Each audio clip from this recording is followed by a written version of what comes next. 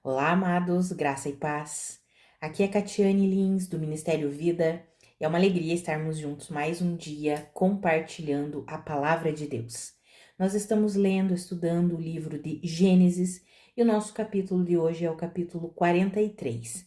Nesse capítulo, nós vemos o retorno dos irmãos de José ao Egito para buscar mais comida, porque a primeira parte, a primeira leva, vamos dizer assim, do que eles compraram já tinha acabado e eles precisavam de mais comida, senão eles passariam fome. E então eles vão para o Egito para comprar mais comida. Ali nós vemos o encontro novamente deles com José. Agora Benjamim estava junto e José se emociona, precisa ir até o quarto dele para chorar ali sozinho, escondido, emocionado em ver o seu irmão. Eles almoçam juntos, mas José ainda não se revela aos seus irmãos. Ele está fazendo literalmente uma prova, né? Ele está provando, realizando testes com os seus irmãos. Mas o que eu quero compartilhar nesse capítulo com os irmãos é o posicionamento de Jacó, quando ele libera os filhos para levarem Benjamim. Por quê? Porque no final do capítulo 42, no último versículo, quando os irmãos dizem: olha, nós só podemos voltar para comprar mais comida e para resgatar Simeão, que tinha ficado preso, só podemos retornar lá com Benjamim. Aquele homem, que no caso é José, falou que só aceitaria vender e entregaria o nosso irmão se nós levássemos o nosso irmão caçula. E aí Jacó responde: o meu filho não descerá com vocês, porque o seu irmão está morto, ele achando que José estava morto, e ele é o único que me resta, ali no caso, o único filho de Raquel, né, que foi o grande amor da vida de Jacó. Ele disse: qualquer mal lhe acontecer na viagem que estão por fazer, vocês farão estes meus cabelos brancos descer à sepultura com tristeza. Veja que é um posicionamento que Jacó está assim: não, vocês não vão levar Benjamim, porque senão eu posso até morrer se vocês levarem o meu filho. José já morreu, ele achava que José tinha morrido, né? José já morreu e agora vocês querem levar Benjamim? Não, não vou permitir. Tanto que Simeão estava lá preso, no Egito, ficou preso. Os outros irmãos estavam ali e eles ficaram até o ponto de acabar a comida que eles tinham comprado e chegar o tempo deles precisarem descer de novo para o Egito para comprar mais comida. Por quê? Porque a fome continuava rigorosa. E aí os irmãos dizem: olha, nós não podemos ir sem Benjamim. O homem deixou claro que se nós chegarmos lá sem Benjamim, nós vamos ficar todos lá presos. Então, se o senhor quiser, né? Como se os filhos estivessem ali dizendo, Judá fala: se o senhor quer que nós desçamos ao Egito para comprar mais comida, o senhor precisa liberar Benjamim. E Judá fala: olha, deixe o jovem ir comigo, nós partiremos imediatamente e eu me comprometo pessoalmente pela segurança dele, pode me considerar responsável por ele. E aí Jacó responde, né? Israel responde dessa forma aos versículos que eu quero ler com os irmãos. Dos versículos 11 até o versículo 14. Do 11 ao 14 está escrito assim: então Israel, seu pai, lhes disse: se tem que ser assim, então que seja. Coloquem alguns dos melhores produtos da nossa terra na bagagem e levem-nos como presente ao tal homem. Um pouco de bálsamo, um pouco de mel, algumas especiarias e mirra, algumas nozes de pistache e amêndoas. Levem prata em dobro e devolvam a prata que foi colocada de volta na boca da bagagem de vocês. Talvez isso tenha acontecido por engano. Peguem também o seu irmão e voltem àquele homem. Que o Deus Todo-Poderoso lhes conceda misericórdia diante daquele homem, para que ele permita que o seu outro irmão e Benjamim voltem com vocês. Quanto a mim, se ficar sem filhos ficarei. Amados, sabe o que é interessante aqui? Por que eu quis compartilhar essa parte aqui desse capítulo com os irmãos, porque nós já vimos nos capítulos anteriores algumas situações em que Jacó precisou enfrentar o medo, o temor, o receio dele.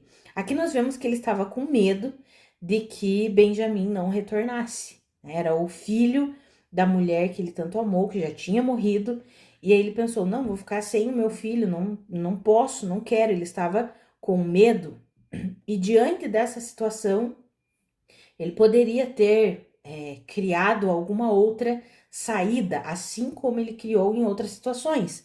Quando ele teve medo de seu irmão Esaú, que ele fugiu, ele fez um combinado ali com a mãe dele. Não, eu vou fugir, dizendo que eu vou buscar uma mulher, uma esposa na terra da minha mãe, né? Ele fez todo esse combinado com Rebeca e ele fugiu. E de fato ele foi e se casou lá com Raquel, com Lia. Depois nós vemos ele fugindo de Labão, ele com medo de Labão, pegou toda a família, tudo que ele tinha e foi embora sem avisar. Então nós já vimos Jacó tomando algumas decisões governado pelo medo. E é interessante porque essas vezes que ele tomou essas decisões, às vezes até mentindo, por causa do medo, foi antes dele ter um encontro mesmo com Deus. Depois que ele tem um encontro com Deus, ele diz: eu vi Deus face a face e ele me poupou. Quando ele tem aquele encontro com Deus, nós vemos que a vida dele mudou, o nome dele mudou. Deus disse a ele, né, não se chamará mais Jacó, o enganador, o trapaceador, você agora será Israel. E agora nós vemos um posicionamento dele de não se permitir ser governado pelo medo, porque ele estava com medo, porque nós vemos ali no versículo 38 do capítulo 42. Ele tinha medo de perder o seu filho Benjamim. E aí ele poderia ter, sei lá, inventado alguma outra coisa, da mesma forma que ele fez em outras situações antes de começar o relacionamento dele com Deus. Ele mentiu, ele enganou, ele poderia ter enviado um servo, por exemplo, digam que ele é o filho mais novo. Enfim, porque quando José foi vendido para o Egito, seu irmão Benjamim era uma criança, né? Poderia ter mudado a aparência, talvez ele não ia não reconhecer, né? Achar que não era, ia achar que era, porque era só uma criança, eram 22 anos depois. O que eu quero dizer aqui é que Jacó poderia ter feito qualquer coisa do mesmo jeito que ele fez na vida dele antes de ter um encontro com Deus. Poderia ter enganado, poderia ter tido alguma grande ideia. Para quê? Para poupar o filho dele que ele queria poupar.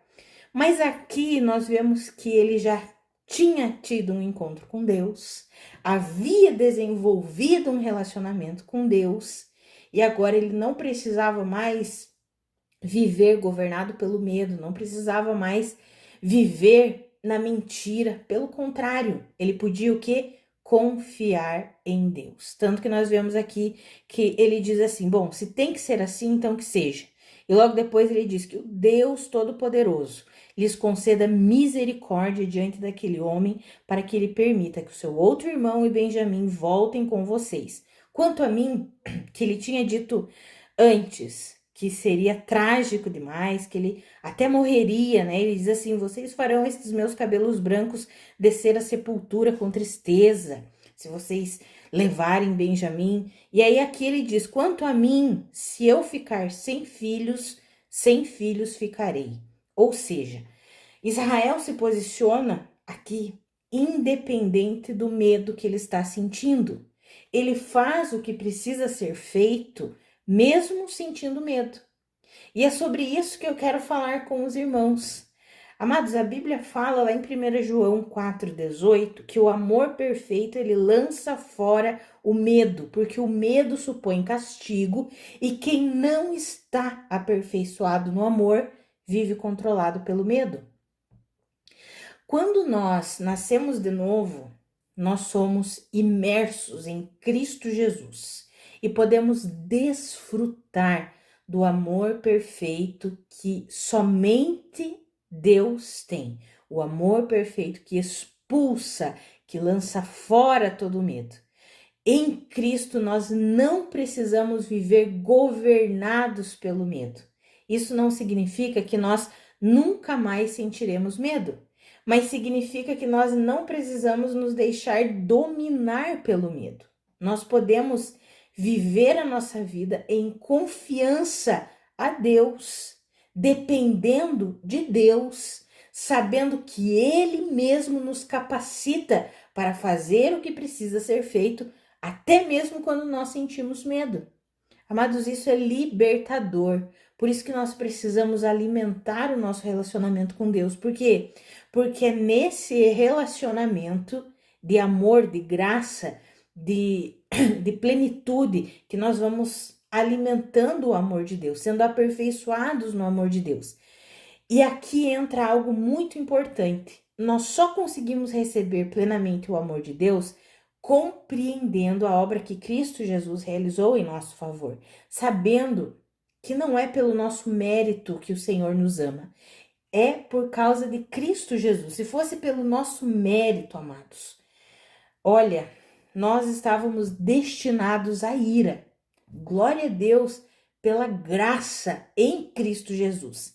A Bíblia diz que Deus demonstrou o seu amor por nós entregando Cristo Jesus em nosso favor. Isso você encontra lá em Romanos, capítulo 5, versículo 8.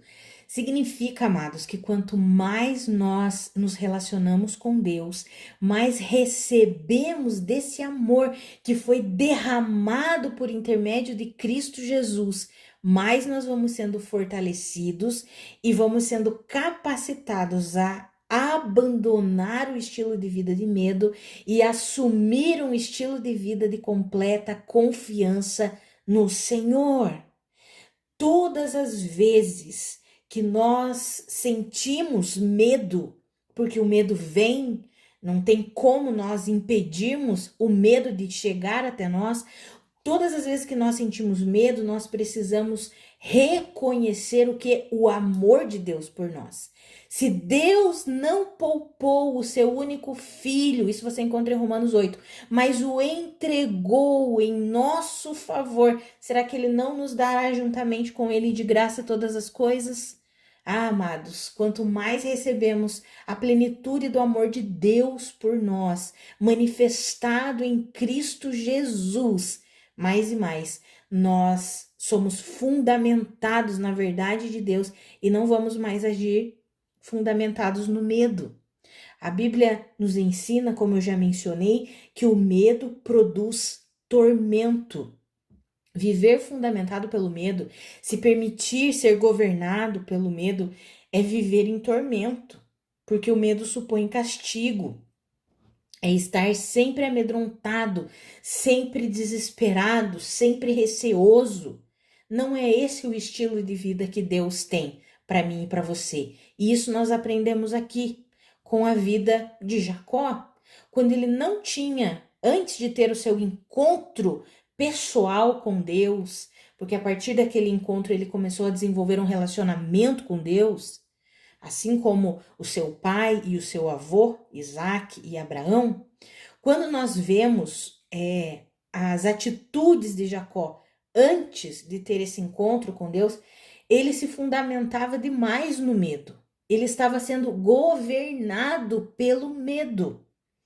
E isso, amados, é o que acontece com a maior parte das pessoas. Elas não reconhecem, não conhecem o amor de Deus por intermédio de Cristo Jesus e elas vivem o quê? Governadas pelo medo. Só nos olharmos ao nosso redor na sociedade, as pessoas estão amedrontadas. O medo, o pavor tem tomado conta dos corações. Mas nós que estamos em Cristo, nós somos livres do governo do medo. Não precisamos viver influenciados e governados pelo medo, porque o amor de Deus, que é um amor perfeito, expulsa esse medo. E à medida que nós nos relacionamos com Deus, nós vamos sendo aperfeiçoados nesse amor. E enquanto estamos sendo aperfeiçoados nesse amor, nós vamos sendo capacitados para agir da forma que temos que agir fundamentados na verdade de Deus, mesmo que seja com medo. Talvez você enfrente uma situação que o medo vem e você diga: tenho medo de enfrentar isso, tenho medo de tomar a decisão que eu preciso tomar, tenho medo de ir adiante. Mas se você estiver fundamentado no Senhor, se você estiver sendo aperfeiçoado no amor de Deus, você vai fazer o que precisa ser feito, mesmo com medo. Aquelas direções que o Espírito Santo muitas vezes nos dá e que nós olhamos e pensamos: mas não tem como, Senhor, eu agir assim, não tem como eu ir nessa direção. E o Espírito Santo vai nos encaminhando. Não, é aqui, esse é o caminho que eu tenho para você. E muitas vezes nós paralisamos por causa do medo.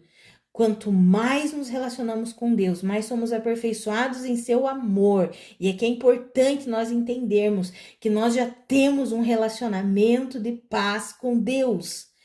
Se a Bíblia diz, lá em Romanos 5:1, que agora nós somos justificados e temos um relacionamento de paz com Deus, significa que nós não temos um relacionamento de medo. Não precisamos ter medo de Deus. Deus não está contra nós. Pelo contrário, Deus é por nós. Deus está a nosso favor, como está escrito em Romanos. Se Deus é por nós, quem será contra nós? Não precisamos mais viver governados, oprimidos pelo medo, amados. Isso é tão glorioso. O amor perfeito de Deus nos liberta. E mesmo quando sentirmos medo, que o medo vem nas nossas emoções, ainda assim podemos fazer o que precisa ser feito. Por quê? Porque o amor de Deus está sobre nós. E o amor de Deus lança fora o medo, expulsa o medo e nos faz viver na verdade de Deus, governados pelo Espírito Santo de Deus, instruídos pela palavra do Senhor e não governados pelo medo. Isso é poderoso, amados. Esse é o modelo de vida que Deus tem para mim e para você. Um modelo de vida livre do medo, livre de ser governado pelo medo. Jacó experimentou isso. Aqui nós vemos, né, Israel, ele já tinha mudado o seu nome, era Israel. Aqui ele não estava mais agindo fundamentado no medo, ele estava sentindo medo, tinha declarado que estava com medo de perder o seu filho e de ir à sepultura, de tanta tristeza pela perda do seu filho, mas ainda assim, nesse momento ele diz: vão, se é assim que tem que ser, é assim que vai ser, que o Deus Todo-Poderoso lhes conceda misericórdia. E quanto a mim, é como se ele estivesse dizendo, quanto ao medo que eu estou sentindo, se eu ficar sem filhos, então sem filhos eu ficarei. Não vou me permitir que esse medo de ficar sem filhos me impeça de fazer o que tem que ser feito. Ah, amados, que eu e você, nós possamos viver assim, governados pelo temor a Deus, pelo amor que provém de Deus, manifestado em Cristo Jesus, derramado sobre nós em Cristo Jesus, e que nós possamos abandonar todo medo, porque toda escolha, toda decisão que é fundamentada no medo não é a vontade de Deus para mim e para você. Amados, quantas vezes nós tomamos decisões sem refletir o quanto nós deveríamos refletir, e são decisões fundamentadas no medo. Mas o Senhor nunca nos direciona fundamentados no medo. O Senhor sempre nos direciona fundamentados no seu amor, que é perfeito. Então, quando você perceber que você está indo por um caminho, mas está seguindo aquele caminho porque você está com medo de alguma coisa, pare, ore, busque a Deus, diga: Senhor, eu não quero ir por esse caminho.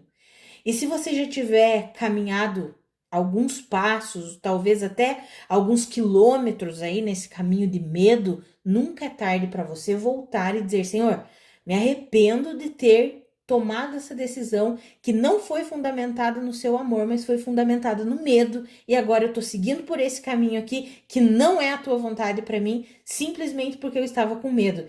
Eu me arrependo disso, eu não quero mais, e eu volto atrás e eu confio no Senhor para me capacitar, para me dar ousadia para viver sem o medo. Até porque a palavra já nos garante, né? Lá em 2 Timóteo, capítulo 1, versículo 7, que Deus não nos deu um espírito de covardia, de medo, mas nos deu um espírito de poder, de amor e de equilíbrio.